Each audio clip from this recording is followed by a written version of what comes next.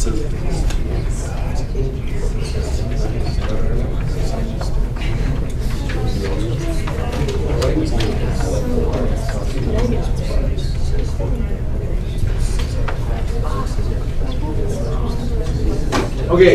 for the yellow packet, there's another idea you have to memorize. Here's what you have to memorize. It's stuff you've learned previously, but whether it's stuck or not, I don't know. Okay, you saw me show you a spreadsheet like this for the pink packet. But in the spreadsheet for the pink packet, the only thing I really showed was like x compared to x squared compared to x cubed.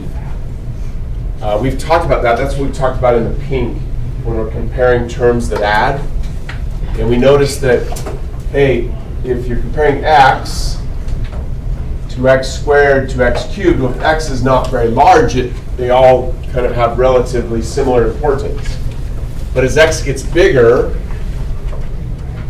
so x becomes 10, x squared is now 100, x cubed is now 1,000. I would say that still leaves them somewhat relatively important in terms of their comparison. When you get to 100, now it's starting to really separate. The x value is 100, x squared is 10,000. Those are really not that far apart. But the x cubed is all the way to 1,000,000. And so that's why we say if x is approaching infinity, and we're comparing an x to an x squared to an x cubed, we really only need to consider the x cubed.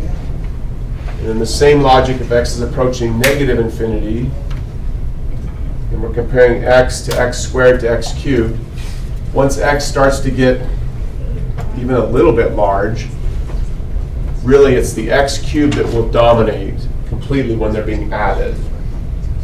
Questions? Please, Kim. When are we supposed to do the yellow packet again? So not the yellow, I said it badly. So the pink needs to be done by the start of class on Wednesday. We're going to start discussing the yellow, but it's not assigned yet. So, questions? It depends on how far we get here. So, okay. New idea. In this yellow packet, we introduced two other types of functions that you'll be tested on. We have exponential functions, which is e to the power of some number, or it could be like 3 to the power of some number, just any positive value larger than 1 to a power. And we have a logarithmic function. We only use the natural log. It's very rare that you see anything but the natural log in AP Calculus. So the natural log of some number. And what you have to memorize is what is illustrated in this spreadsheet is that as x gets bigger, if you have e to that same x, or say maybe 3 to that same x, or 5 to that same x, whatever, that's going to grow much faster than anything else. And you can see it here when x is 100. The largest of the power functions, x cubed, is at 1,000,000. The e to 100 power is a number that is now 43 digits long. Like literally 43 digits in length. 1,000,000 is 7 digits long. So this value is a number that's 7 digits in length compared to this number that is 43 digits in length. So this is dominating completely over anything else. What is E? So E is a number. You need to memorize this. E is approximately, for the purposes of our class, if all you remember is E is about 2.7, good enough. Really. Like you have all memorized that pi is about 3.14. If you memorize that E is about 2.7, good enough. It's simply a value that shows up in, I don't know what to say it, like in nature. Like it just showed up when they started analyzing certain things, like, hey, this number keeps showing up. And so we now just use it for various formulas. So you said that e to the power of x is more like important, so to say, than the x to the third power. Is that just because it has more numbers, not necessarily like the value of it? It really is the value. Like this number is, I don't know how to express it, because it's, it's like 2 and then it's like 43 digits before you ever get to the decimal. It's like millions and millions and millions of times larger than this number. Okay. Like it's hard to write that out, but if I were trying to write out what e to the 100 is, I would have to do something like this. I'd have to say, okay, if I take e to the 100 power, 2 points for Ellie, that's something like, what do we got here, 2.688.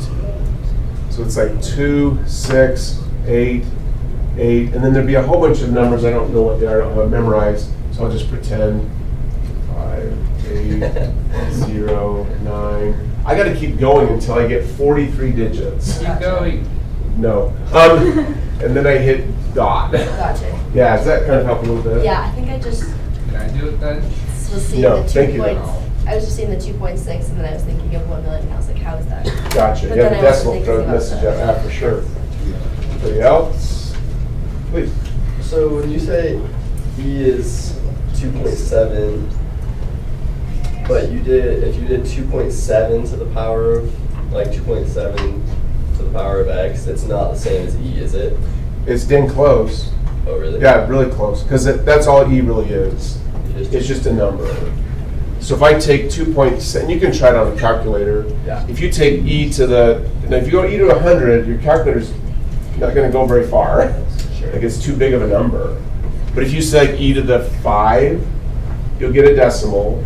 If you go 2.7 to that same fifth power, they'll be slightly different, but not much. Okay. Because e is literally 2.7 to blah, blah, blah. It goes on forever, but does that clarify a little bit? Yeah, that makes sense. 2 more, no. Is E like the rate of which things grow or decay? It is used in that all the time. That's what you're remembering it from. It's also, and so like what I remember it in, to be fair, is when I did electronic design, I think you can all relate, like, I don't know, see how many use an old-fashioned, like not a camera on your phone, but like a standalone camera. Anybody use a standalone camera? There we go. How many of you use the flash on a standalone camera where you turn on the flash and you have to wait? Like, and you can hear it like charging in a sense. How many observe this? Do you remember that? Like you'll hear it like, yeah, you hear it on one, right? You can hear it charging up. Okay, the math that describes how that thing charges uses E. It literally uses E to show that, hey, it's going to take a certain amount of time for enough charge to build up on the circuit so that the flash can work. And the math behind that uses E. So I don't have tons of examples. That's one I remember using. So anybody else? Cool. All right, so back to here. So you are expected to have memorized this idea. If you're comparing terms that add, and one term is a power function, and one term is an e to some number function, that e to some number is going to grow much faster as x approaches infinity. Back to Grace's comment, it only applies though if x is approaching infinity. Okay, are you with me? Okay, the third one you got to be careful of is this one right here. A natural log. It grows, but it grows extremely slowly. It's because e to the something and natural log of the something are inverse functions of each other. So while one grows really fast, the other grows really slow. It shows you right here in the spreadsheet. We just talked about how e to the 100 power is a number. Caleb was going to come up here and draw 43 decimals. Good work. Long. By comparison, e to the natural log of 100 is about 5. Not 5 digits, 5. Okay? So if you're comparing a exponential to a power to a log, keep in mind that the log grows slowest. It is the least dominant. Power's kind of in the middle. and exponential is the most dominant. So on the pink packet, you only had to deal with power functions. On the yellow now, you have to deal with all three. And that's where we're headed because that's the AP test. The AP test isn't going to give you just like a bunch of pink problems. They're going to give you like one problem amongst the entire AP test. You don't know what it will be. But it could be any combination of what we've talked about. So this is actually the last packet on limits. So this is the last thing we do on limits, then we migrate to the next big topic. So is this the end of like unit 1? We still have to do one more big topic before we can have a unit 1 test. I found that if I give tests that are too short, it makes the AP test more challenging. Because the AP test is big, it's the whole year. So we really only have one test in term 1. We'll have 2 tests in term 2, 1 test in term 3, and that's it. And then we start practicing the AP test. Is it this idea of like limits? Is it pretty much just the same concept? Like we find left-right limits that we compare to the value of the function. Like, for those continuities and jumps, like those are the same things. We're just increasing the complexity of the equations. I can spell it. Everybody listen to what Noah just said. I'll pay a ticket for that one. No, that's a perfect understanding of what I've tried to convey. It really is. We had 3 packets on limits. They all were exactly the same idea. Like, hey, now we didn't do this, you know, and we only factor if we can, but we're always checking the left and right limit, and then we're always associating it with either the idea of a horizontal asymptote or with continuity. And those 3 types of discontinuities. It's perfect. And all I've done is move from buff, which was just graphs and kind of simple equations, to pink, which were slightly more complex equations, to now yellow, which are just a teeny bit more. They just introduce these additional 2 functions. That's really it. It's well done. That's the whole idea. My focus is always on what Noah just talked about.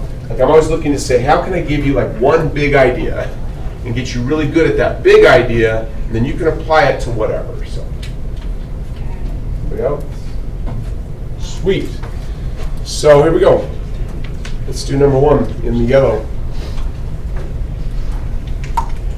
So hands up, what do I write first? Whole class. What do I write first for the yellow?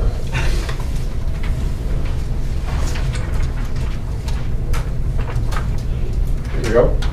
I guess somebody haven't called on yet. Let's go Aaron Park.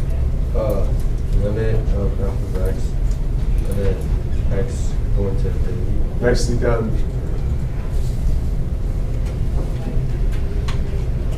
If you knew that, give yourself 2. Aaron gets 3. I neglected to mention, I got a little excited about Noah's comment. If x is approaching negative infinity, with power functions, we didn't have to really worry. They compare the same way. With exponential and log, that's not true. Notice this. If x is approaching negative infinity, it's like x is negative 100. The value of e to the negative 100 power, that's just the opposite. Now the number is something like 0.0000044 zeros. And then finally you hit some decimals. That's how small the value is. The power functions just behave the way they've always behaved. And then natural log, you cannot find the natural log of a negative number. So they won't ask you to do that, or they'll expect you to understand that you can't. Okay? Keep going. Back to here. So next line, hands up. What am I going to write on the next line? I'll put it equal for sure. What's my next line? There we go. Let's get a few more. And don't ever pay yourself if you're not participating. It's the only way I can tell if I'm really helping all of you, not just a few of you. So let's go to Taylor Bennett. Limit of x approaches infinity goes to 8e to the power of 2x over 2e to the power of 2x. So Taylor correctly said I have terms that are adding. I'm going to compare them. I see a power function, and then I see a exponential function. So Same thing in the denominator, 3 points for Taylor. So I'm able to say, rather than finding the limit of this formula up here, I'm going to find the limit of this formula here. Now let's vote. Is the black formula identical to the purple formula? True or false? Show me. True or false? The black and the purple are identical formulas. True or false? Now we're getting the hang of this. Somebody's going like this. Edging. If you're doing this, give yourself 3. They are not the same formula. Can't remember who said this really well in one of my classes, but they do have the same limit. So the limit we're seeking is this one. If we go find this limit instead, we will get the same result. So that's what we're going to do. Please. So for like right or like left half words, those we just pick the number with like the highest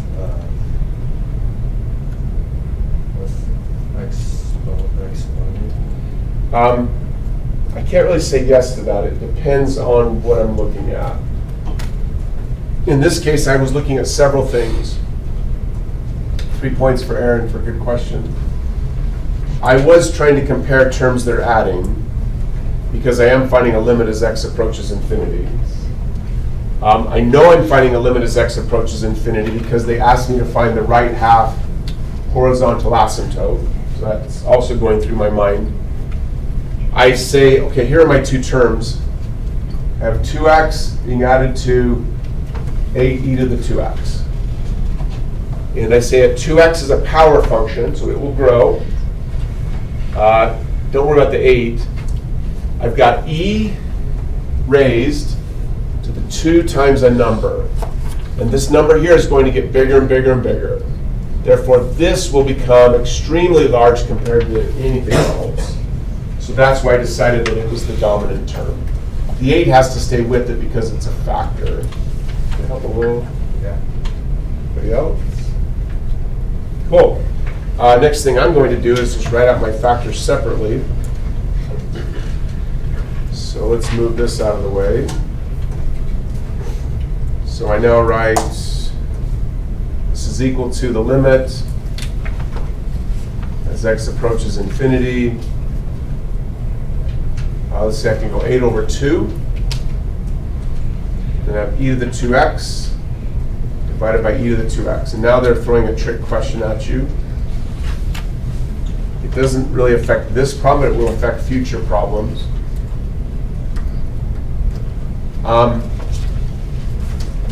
Turns out that e to any power is never negative. If you want me to show you why, it doesn't take more than 30 seconds, but e to any power is always positive. So it's never zero. Negative power. Say it louder. E to even a negative power. Yeah, so if I do this, so 3 for August for asking. So like if I take, so what's e again, August? 2.7. Good. So if I take 2.7 to some positive number, that literally is 2.7 times 2.7 times 2.77. Right. So that's positive. Comfortable? Good. If I take 2.7 to a negative number, a property of algebra says I can rewrite this like this.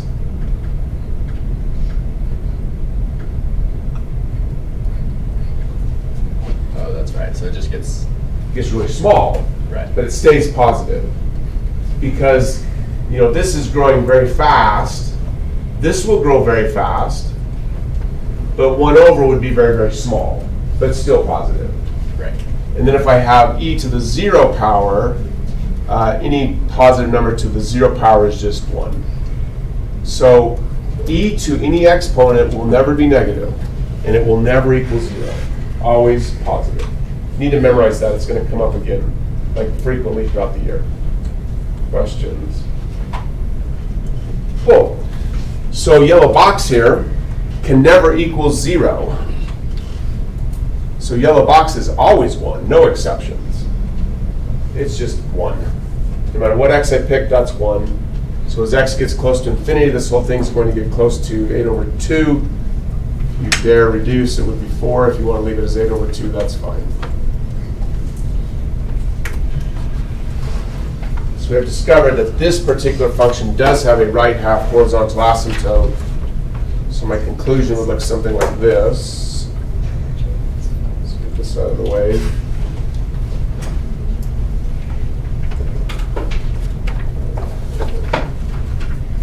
Like this.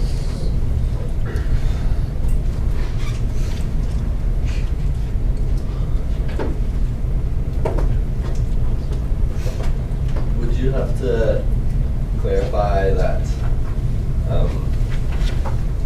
that, like, y that has left horizontal asymptote? Oh, gotcha. 3 more. Showing the limit is the clarification. Okay. Yeah, no, that is, everyone, it's really common to get kind of stuck on that. It's the idea that when they say horizontal asymptote, you say limit Okay. as x approaches infinity. And so when you show that the limit of the function as x approaches infinity is equal to a finite value, you have proven that there is a horizontal asymptote. There's nothing more to do. Okay. Whoa, keep going.